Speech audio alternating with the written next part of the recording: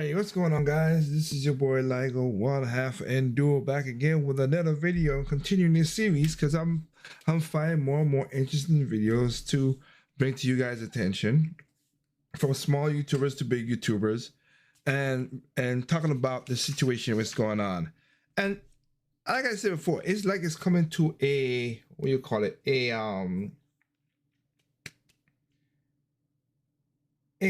basically a unanimous, census of the gaming community of a lot of things that's going on. I'll state this as I will state the truth. 2003 gaming for me has been good. Again, I wish I had more time to be gaming as much as I want. But I just finished I'm not 100% in it, but I don't 100% the main story. But I just finished Pikmin 4, and I like it. I'm also at the end of Gunvolt 3. I need to keep on going on the game. You guys saw the game and chill. I need to keep on going forward with Gundam. I need to do some more with Gundam. Of course, Tears of the Kingdom still ain't even started the main story. But like I said, I enjoy the game and having fun exploring and having fun with it as well. And like I said, a couple demos I like this year. Some this year, Atlanta game, Adrian, the 100 Heroes. The first one, I did a review about it earlier this year. That's a really good game I enjoyed as well too. Like the style, like the art style, the comic, whatever. So again, I don't really have bad gaming years because I wisely use the right money. Use my money to buy games that make sense to me, and the years that I have a few, like again back at the ending part of the Wii U years, I understand that I had a few big games to go get. I use that to clear my catalog, my backlog, and my backlog. Like again, I still got games on the Wii that I gotta beat. Nevertheless, the Wii U and the Switch. We got a new console coming, and I don't think I dented. I ain't even play half the games, or at least get past 0.5% of the games. Normally it was 3. I'm not even touched. Like there's so much. There's so much games I have not played. So, but let's get into this right here about in this one, you said modern gaming is destroying itself, and one of the industry saviors, other than good studios, the few good studios is left. Nintendo's one of them, of course, and the people who want to eat them. But I'm not talking about that. Zombiac and stuff like that with the Spider-Man and others out there. Okay, I'm not gonna say that Bethesda's not one of them. Okay, and then Starfield is not. Hot take. Starfield is hot trash. All right, but people keep on. Like I said, I watch more and more of this thing. I'm like, what in the. People talk about Zelda, this don't have nothing, the graphics the same, whatever. I could do way more stuff, way more fun, get more stuff interacted than... It's just so weird what people consider the thing. Again, if you can make fun out of certain things, that I don't begrudging you to, all right?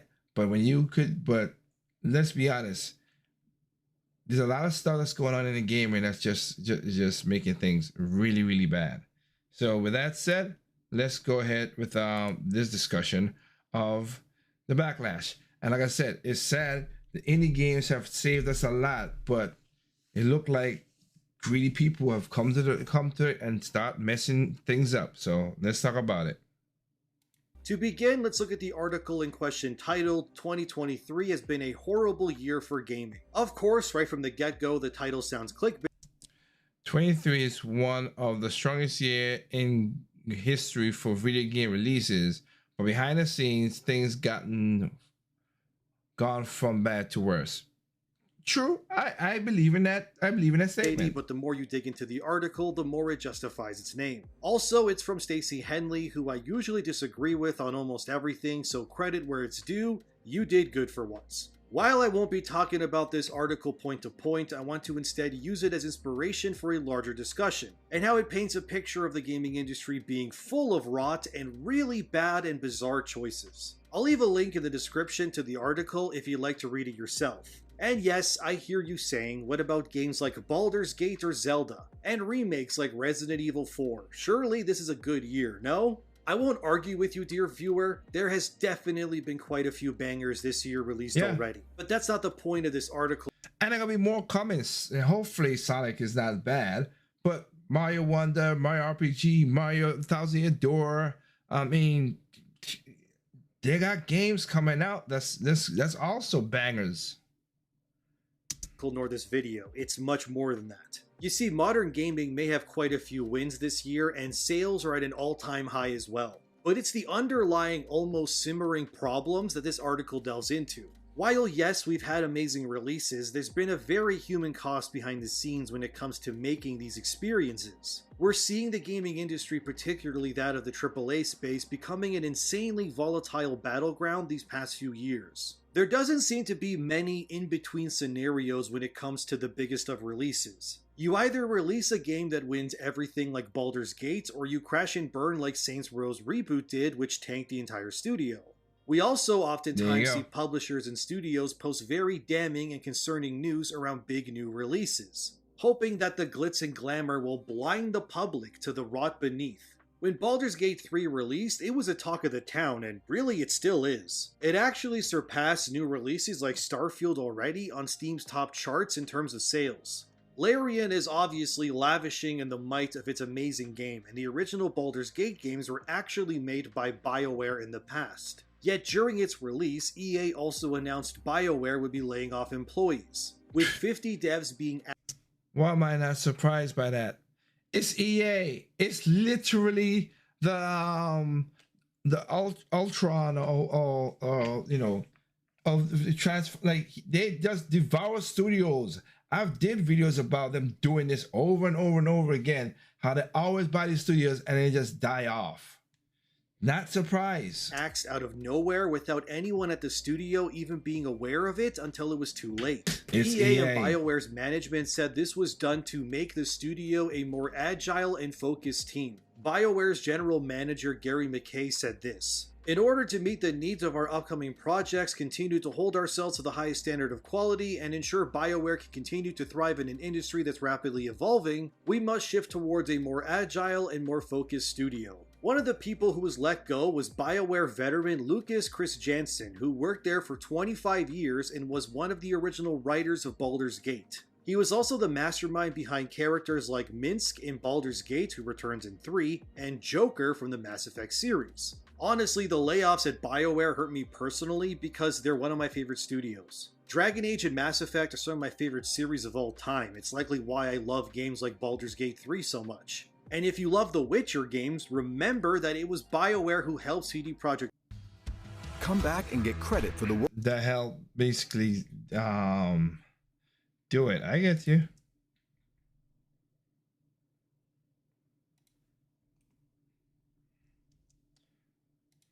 And BioWare, while promoting Jade Empire, gave the newly formed CD Projekt Red some of their booth space at conventions to promote their little game called The Witcher. So to see such a veteran studio axe so many people, it hurts me. It sucks, dude. It really sucks. This is also the year the console wars exploded to new insufferable heights, with Microsoft and Sony both attempting to undermine each other when it comes to the acquisition of Activision Blizzard, with Sony CEO Jim Ryan even openly stating that he knows that publishers privately hate the concept of Xbox Game Pass. Yes. And they find its existence to be extremely harmful to the quality and longevity of many video games. With Jim Ryan saying it's a very commonly held view by publishers, who find Game Pass to be value destructive. And regardless of how many great games came out this year, we can't ignore how many launched busted or unplayable at release either.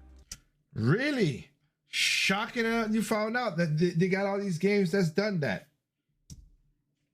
It seems while... And again, I thought Nintendo Game Freak under the bus with Pokemon. That was a buggy piece of mess that should have never gotten released as well too. While the quantity of games has never been higher, the quality keeps diminishing across the board with some exceptions. It's honestly pathetic that stating Armored Core 6 ran beautifully at launch and never crashed for me once during my entire playtime is not common but an anomaly when compared to other games this year. And that's sad. Then there's Diablo 4, which is a lost cause mired in the corporate strangleholds of live service nonsense and predatory practices. And it does not fill me with confidence that Microsoft might acquire them either. With Xbox's head Phil Spencer saying stuff like game sales are as important to Xbox's Game Pass, and that Xbox cares about selling their games even though Game Pass eats into potential sales of those games. And it's a bizarre statement to have when earlier this year Microsoft openly admitted that the existence of Game Pass is absolutely destroying the sales profits of actual games on their platform. Motherfucker, that don't even make no goddamn sense.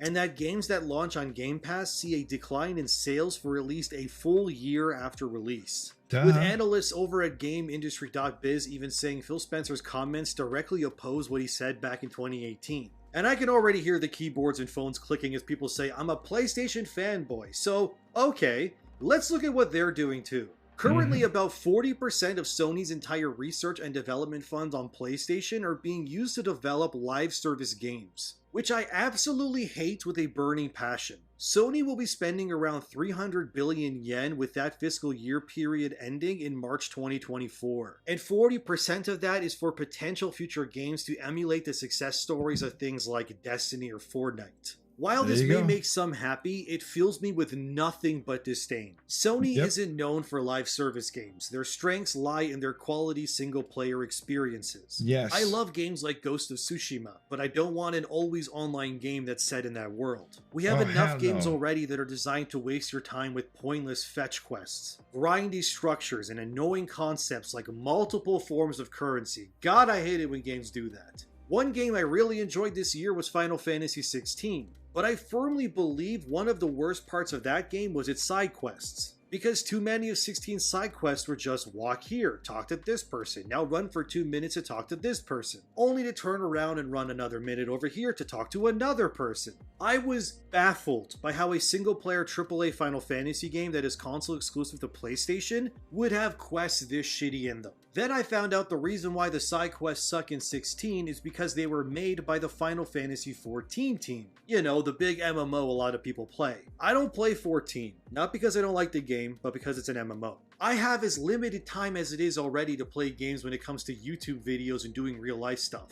I'm a one-man show over here on my couch with a laptop and 2 dogs who are constantly vying for my attention. Not to mention having a girlfriend and having to feed that thing so it doesn't turn into a werewolf that kills you. So the thing I hate more than anything in games besides microtransaction hellscapes are games that deliberately go out of their way to just waste my time. And that's what 16 side quests are. They were designed by MMO developers to pad the game out, and it shows. 16 isn't alone in this either, since on the other side of the pond you got Starfield, which is a constant loading screen simulator where you can search empty planets of nothing. Neither of these games, which are both from the biggest companies in gaming, entice me with their game designs. And unfortunately, it seems like the MMOization of video games is quickly becoming the norm. And it's leading to too many... That's one of the reasons I wanted to use this video, because there's a new concept that's going out now. The live services, we already know that's going to happen. But we don't need all the big games to have these live services. Again, yes, we know Gen Z and Gen Z and the millennials, the lower end of the millennials, are basically, their brains are... You know, they just like the simplicity and just, oh, look a shiny thing and that's it. No, I want me a good story. I want me a good game. I want something complex. Don't try to just model the game, or you have to be online. It's always online bullcrap, where you got to be connected to the internet to play the damn game. Oh, I hate that stuff. I know that's the future. That's why I said I buy a lot of my games from the Wii U onto the Switch when it comes out, and most of them, not all of them, but most of them, because I'm sorry, I cannot buy Wonderful 101 on the Switch. Ain't doing it. Wonderful 101 stays on the Wii U. And so, of course, Xenoblade X as well. But anyway, but my point is saying that is because I know that me being an old head, being a 80s baby, we're going to be bowing out of this shit. And y'all gonna take over, and the game is gonna be just like the music industry, which is shitty right now with shitty music. And the same way goes for movies, and with movies now, again, shitty as well too. Because again, the last time I went to a movie was before Nope, nope. That'll be a lie. That'll be a lie. It was Wakanda Forever. My wife wanted to see that when we went on our honeymoon, so we went and watched that. And then before that was Top Gun. And then before that, it was a Christmas movie that was 3 years ago. When my ex-girlfriend I had with whatever. It's like, is there anything out there to watch? I don't know. And then the next movie which we're gonna see is something that is not a big movie, something that people live. It's called The Blind, which is basically my wife likes Duck Dynasty. So the story is about the father and the mother and how crazy it was back in the day and everything. Hey, that's what she want to see. But again, it's a small movie that ain't doing major big things. Because the big blockbusters now, movies are trash. Games becoming bloated and overstaying their welcome.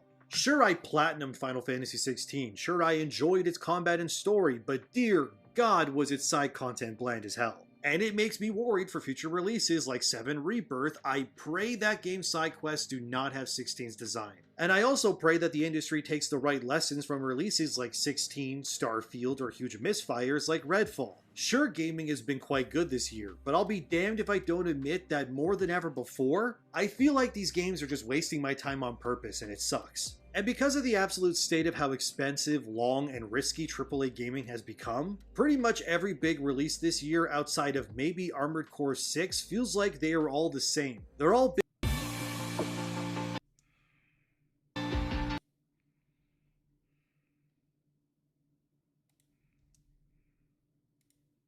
games with big worlds with lots of content of varying qualities that either don't work at release or give you nothing and expect praise in return. Honestly, the one game this year that seems to be the best of all worlds is Baldur's Gate 3. It's the only game I think I've played all year where I genuinely don't feel like it's wasting my time. And Chained Echoes, but that didn't come out in 2023, but I digress. Okay, and Armored Core 6 as well. And it's one of the only games I've played this year anyway where it feels like the devs didn't compromise in any way of significance. As much as Final Fantasy XVI was fun to play, I would hardly even call it an RPG, since it's more an action game, and despite it showing numbers on enemies when I hit them, there's no actual real RPGing to be had with it, which is weird for a game set in a franchise all about that stuff. Too many games this year have been removing features we loved in previous games. From 16's lack of RPG elements, Starfield being called mid and chopping up its open world into smaller segments instead of a seamless experience like say Skyrim before it, or games like Jedi Survivor, which felt like it couldn't properly render the biggest core area in the game when compared to other smaller areas. There's a lot of smaller cuts in games these days that keep building up until they become massive gaping wounds.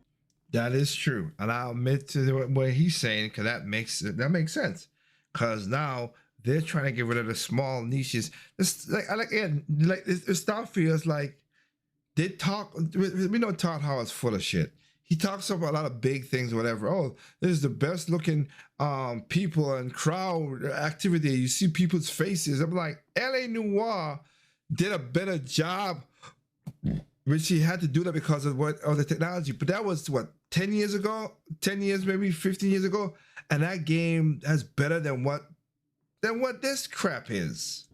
And although it might sound like I'm meat riding at this point, honestly, besides Baldur's Gate, there hasn't been much this year that feels absolutely feature complete in every conceivable way. You have stuff like Destiny 2 Lightfall, which was ass cheeks. And it absolutely felt like it was wasting my time constantly. Even the final shape showcase didn't fill me with much confidence either, since it looks like another classic example of modern gaming refusing to over-deliver because these studios don't want to set game expectation patterns in the future. The fact that the shitstorm surrounding Baldur's Gate surpassing expectations caused the ruckus it did is honestly pathetic in my opinion, where the customers and the publishers are each after very different scenarios, and it's annoying to see it keep happening. And while record profits are being made, around 1,600 game developers have lost their jobs this year alone. Yep. That's like 3 Larian Studios worth of developers being axed across the industry, with most of these cuts from Xbox and Microsoft. And then of course things like E3 have officially died this year too. What was originally the biggest gaming event of the year where I would sit down and eagerly anticipate all the cool reveals, it's now gone. It should have been gone a long time ago. Because it became a dick measuring contest, and that didn't help shit. Now it's replaced by smaller shows like Summer Games Fest and others, but nothing compares to shitting my pants when something I could never imagine being revealed. And losing things like E3 and devs losing jobs is sadly on brand for 2023. Because True. even though these corporations are making gangbusters, they're tightening their wallets, spending and throwing the people who make these things a reality into the abyss like they're nothing. And more than ever, publishers are greedier than before. Just look at the newly released NBA 2K24, which is being considered one of the most predatory modern games this year, and that's saying something. Just look at this product page that I took a screenshot of on my PS5. In what reality is it okay that a game have the option to buy $200 worth of virtual currency at release? This shit is baffling, dude. Look, I won't play this game for obvious reasons, but just reading reviews makes my head hurt. I just want to read part of a review from realsport101.com. Also, to make sure you know beforehand, basically these sports games have what is considered character levels, basically. They're called OVR, or overall rating. Basically, the higher your OVR, the better your team is, I guess. Alright, and I quote, "For veteran 2K players, microtransactions are nothing new. It's been a couple of years since my career The City became pay to win. That's because there was no way to reach a 99 OVR without spending money in the game. In recent years, it became normal for players to spend a couple $100s on VC to evolve their character. This leads to players having an 85 OVR or higher rated character on day one, while others only have a 60 OVR player. It's much easier to just spend $200 and evolve your card than having to play hundreds of games to reach your desired rating. But that not only takes the fun out of the game, it also creates a gigantic gap between free-to-play players and pay-to-win ones. Unfortunately, this trend continues, and if you want to be competitive in the Park or Pro-Am, you need to spend money.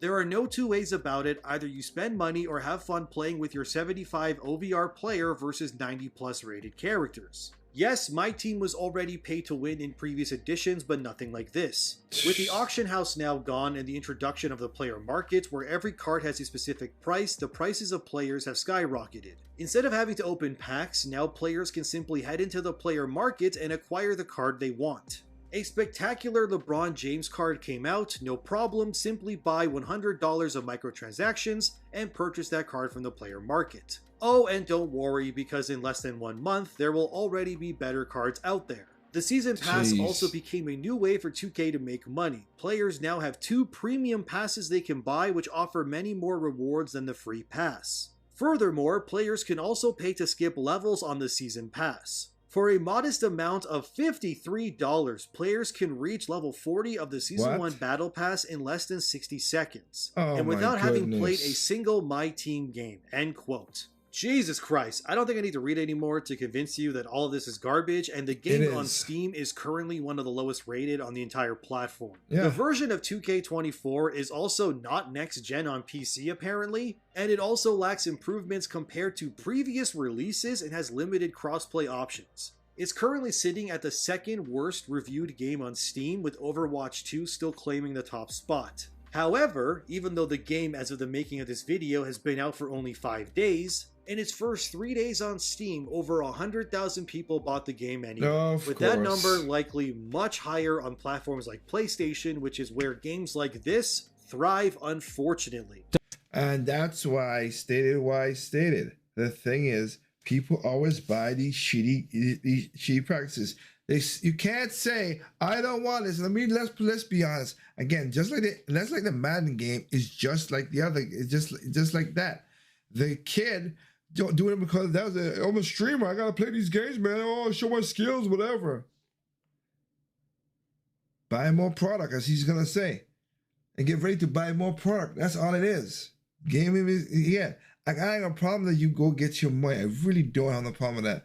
But then you're not making it fun. That's why, like you guys said in the Smash Brothers video, and the video in the last part 2, I think, or part 3, y'all talk about Smash. I got it. That's why I brought it up. We used to have unlocked characters and all that stuff. I used to like that. And again, I give Smash a break, not because it's Nintendo, it's because they were developing the characters after the games. And that takes time, but still. if I have to be honest with you, I think Smash should be what it is. Other than getting a ultimate physical feature of that game, that I don't think we don't need no more Smash. I think it's done. Let it go. Let it be what it be.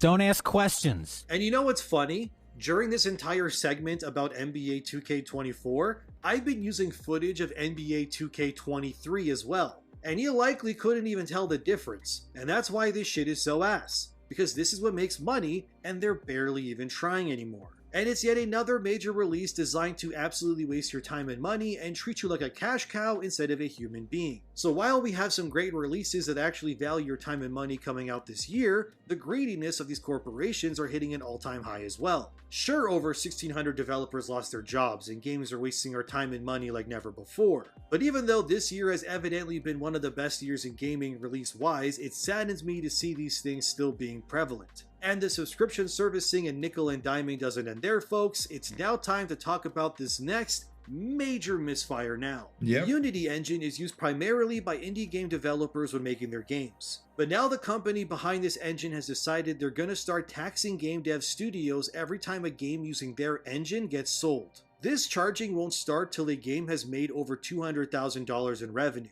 But once it does, Unity will charge studios and devs as high as 20 cents a download afterwards directly from the developers' wallets. Gary Newman, who made Gary's Mod, which uses Unity, had some things to say. Unity can just start charging us a tax per install. They can do this unilaterally. They can charge whatever they want. We have to trust their tracking. And Unity's president, Mark Whitten, said the reason they're doing this is, we want to make more money so that we can continue to invest in the engine. Yeah, of course. It's totally not that Unity shareholders realize they can enact this law and now retroactively earn almost 20 cents per download. Wow, what a waste. The poor children. How we know it's bullshit. Download on literally thousands of games that use their engines right now. Yep. The Guardian's article also brings up some good questions due to this logistical nightmare, like, several developers have pointed out logistical problems with the charge. Will developers be charged each time a player reinstalls the game on a new piece of hardware? And how will this affect developers whose games end up on a subscription service such as Xbox Game Pass or charity games collections such as Humble Bundle? And one consultant said, if you're a Unity developing studio, good luck if you ever piss off your user base. Instead of tanking your Metacritic with a mass review campaign, they can now straight up tank you financially by organizing a mass install campaign. Dang. Oh my god. I never even thought about this. That sucks. Wait, what? Oh my god. There's a potential scenario. Oh, wow. Okay. So there's a scenario here. Let's say if a developer pisses off their player base with literally anything. Say they nerf a build or the game doesn't run well, whatever. The people who bought the game could in theory delete the game, re-download it, then delete it again, only to download it again. And as many times as this happens, let's say an entire pissed off community does this, Unity would then charge this hypothetical studio every time it's downloaded or re-downloaded. One game dev openly said, albeit jokingly, hopefully, that people should not install their game. And they also said to not download the demo for their game either, since technically a demo being downloaded is still downloading the game. Do you What